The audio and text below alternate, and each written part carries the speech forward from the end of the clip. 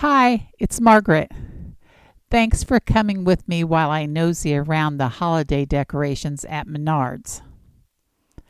While I talk about my own Christmas memories growing up in a large family, I hope you'll tell me one or two of your own favorite memories. Let's start with the basics.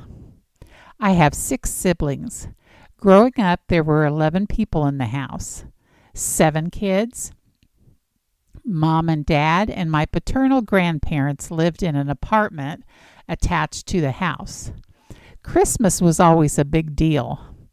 I was raised Catholic, but in adulthood, I'm not even a tiny bit religious.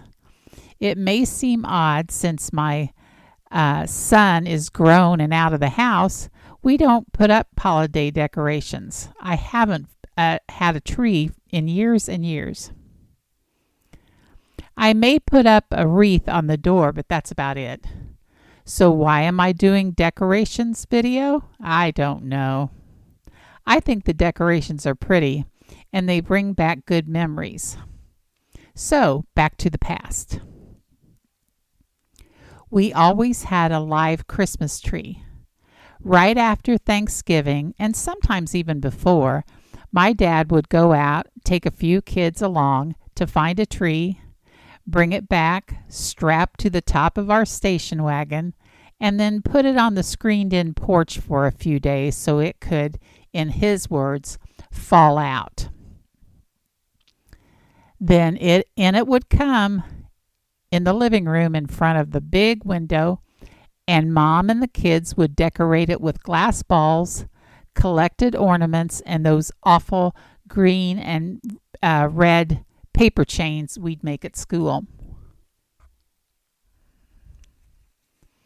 We'd put on the colored lights, the multicolored lights, and then throw on the tinsel. Most nights, someone would be sitting on the floor near the Christmas tree, just enjoying it. When presents accumulated, there was some kind of shaking of the gifts. That would go on and on, trying to guess what was in each one. And one of my sisters was famous for unwrapping her gifts to see what they were, then wrapping them back up.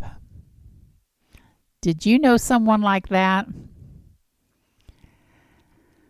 My mom and dad were members of the American Legion, and every Christmas week, a rotund friend of theirs named John Alsop would visit our house dressed as Santa, and that was so exciting.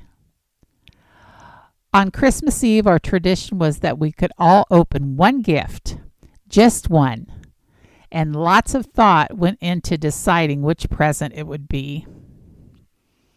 Out of all of the Christmases and all of the gifts, 2 stick in my memory. One was an easy bake oven. That thing was cool, but the cakes it baked were god awful.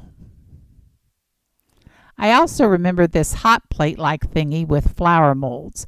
You'd pour in a special gel and flowers would come out kind of like a rubberized silly putty. I wish I could think of the name of that thing, but it's gone. My dad would always get a bottle of Old Spice from one of us, and Mom would get a bottle of Estee Lauder Youth Dew perfume. She loved that stuff and wore it well into her 80s. We usually all went to midnight mass, and Christmas breakfast was often a sausage and egg casserole that my dad made. Dad was a much better cook than Mom was. She knew it, and she was always happy to let him cook. Besides the breakfast casserole, other specialities of his were Reuben sandwiches, fried rice, steaks on the grill, and corn on the cob. One negative thing. My birthday is 2 days after Christmas, and that's the day we take the tree down. Bummer. And as a kid, having a birthday that time of year sucked.